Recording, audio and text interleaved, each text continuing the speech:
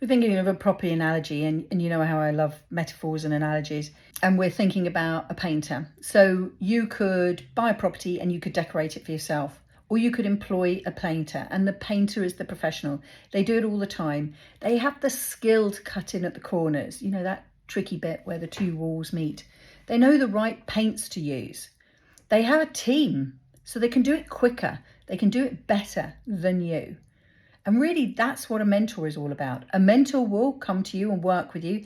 They'll have a team, they'll have people that they have worked with for a number of years. So that means that when you are referred to them, those companies, those solicitors, those brokers, those builders, those letting agents see you as someone who is connected to someone they have a good relationship with.